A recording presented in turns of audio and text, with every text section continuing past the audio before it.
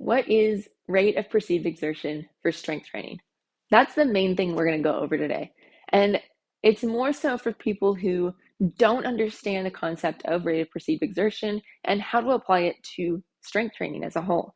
Because there's rate of perceived exertion for endurance and cardio, and there's also rate of perceived exertion for lifting, strength training. And we're going to go over one, why it's important for strength training. We're going to go over how it actually, what level you are at, and a little bit more into how to start actually using it, practical application, because you can understand things all day long, but until you actually know how to apply it, you're not going to use it. So what is rate of perceived exertion? Why is it important? It's so important because there's a lot of noise about cycle training for different times in the month based on your period. There's also different times that you may feel terrible other times of the month. Maybe you have a 2-year-old or an almost 2-year-old like I do. And the past 5 days you have been woken up in the middle of the night and your sleep has been disturbed greatly over the last week. And so I'm not feeling the best. And so that might falter. You may have traveled and you weren't able to eat the typical things that you eat. You may have gone to a wedding, birthday parties, done something else that you weren't able to control your nutrition as well. Your protein dropped a little bit. You ate some things that didn't necessarily agree with you, a little bit greasier, anything. All of these things have impacts on how you feel and how much energy you have. They should be put into place in what you are actually lifting, how you're strength training.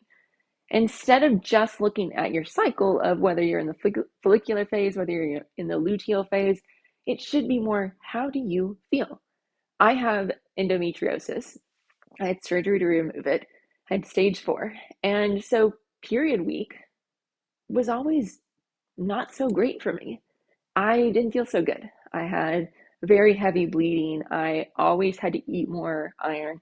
And so if I went just by the cycle training for my period, then I would have been trying to push against what my body was actually telling me to do. Now, post surgery of actually getting that removed, I feel a whole lot better during period week. But those are two different things that happen in my body. And I know the difference in that, how that feels, because it's happened inside of me. And so trying to fight against one or trying to go against your grain is not so great for your body. And so it's better to use your rate of perceived exertion. How heavy do you think something is at this day, this time? Sometimes if you get to train in the morning, you can lift heavier. Sometimes if you train in the afternoon, you can lift heavier.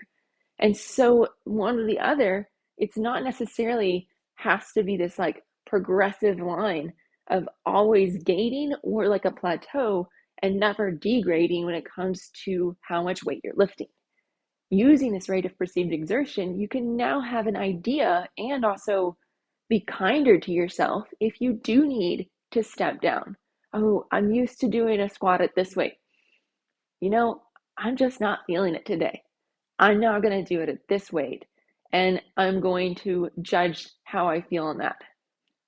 Also, typically, whenever you're doing a lot of your strength training, your rest comes into it. Have you actually recovered from your last training session? Some weeks you may have to do one training session and then the next day another training session. Some days you may do an endurance ride. You may be doing an interval ride the day before or that morning or that evening. And so you may need to change how much you're lifting based strictly on the fact of how your recovery is and what other days you have stacked near it. That's perfect. That's why rate of perceived exertion exists, is to allow you to shift up or down in your weights that you're lifting in a logical manner. Now, how actually to understand rate of perceived exertion?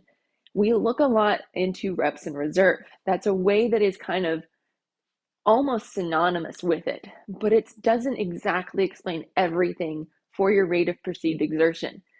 So how we look at that rate, reps, and reserve, and also your RPE is that most of the time 10 is the top of the scale. So it's a 0 through 10 scale. The top 10 is that you cannot lift any more reps in reserve. 9 is that you have 1 more rep in reserve. 8 is that you have 2 more reps in reserve. 7, 3 reps in reserve. 6, 4 to 5 reps in reserve. And this reps in reserve means that you think you could lift that many more reps after you stopped with good form. Not that you're just like eking it out, but it's actually going to be a beneficial exercise for you.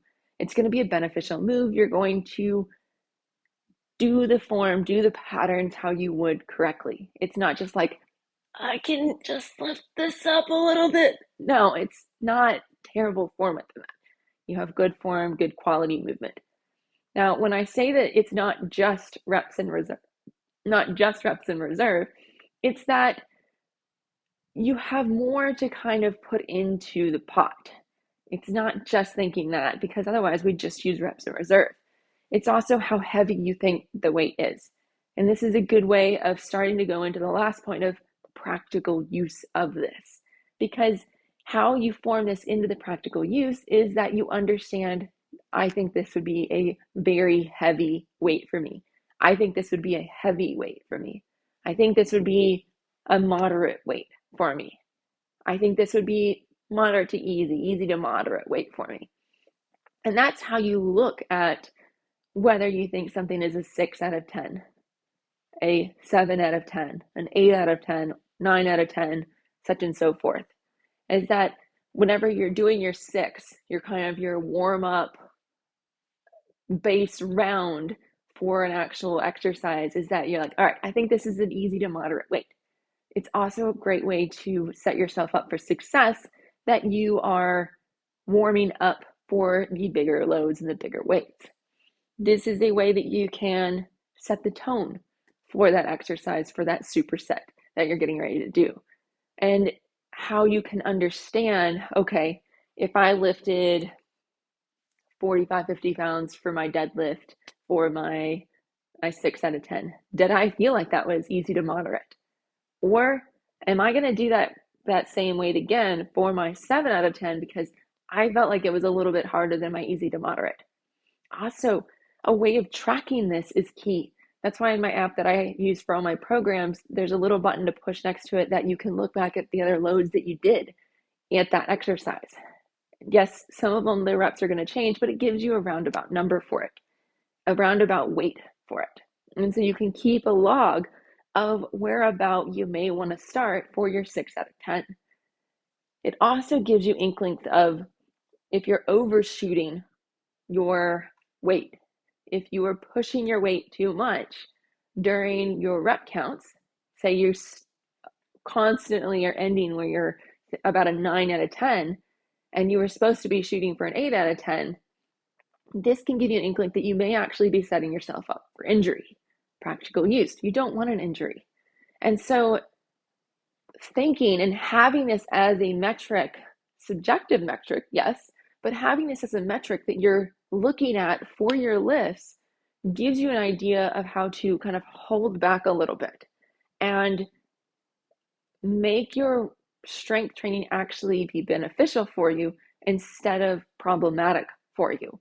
Because that's what your strength training is supposed to do. It's supposed to make you stronger. It's supposed to make you feel better.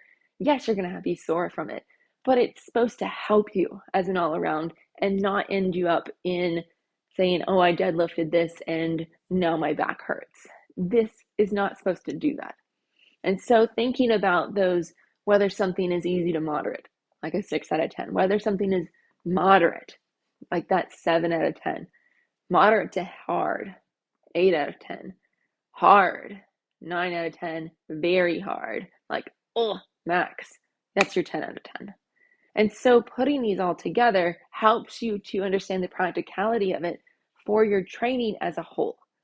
And that's why in my strength training program that I'm getting ready to release, and it may even be released now if you're watching this video a little bit later, that I use this and integrate it to help the program fit you. Because there may be people that are deadlifting 65, 80 pounds in their deadlift, and there may be other people that are doing 10. And that's their 6, 7, or 8 out of 10. And the program itself meshes for both of those. and helps you to understand how to actually integrate them for both of those same weight counts without overdoing it for yourself. It does put a little bit more load on you to help you so you can understand what you're actually lifting instead of just being told to lift this specific number. And so it takes a little bit extra at first, but it also puts you in the steering wheel, puts you in the driver's seat to increase it when you feel good and decrease it when you're not feeling as good, and to not have that kind of devil on your shoulder saying that you suck and you should be lifting more than what you should. No, listen to our bodies and then push when we are feeling good. It'll take you a little bit to understand how to actually implement this. That's okay. But as soon as you start to really understand how to implement this, it's going to be so beneficial for you in the long run. I hope this helps you understand how to use rate of perceived exertion for your strength training and how to actually put it into play so you get the best bang for your buck and limit the injuries as much as possible. Cheers, y'all.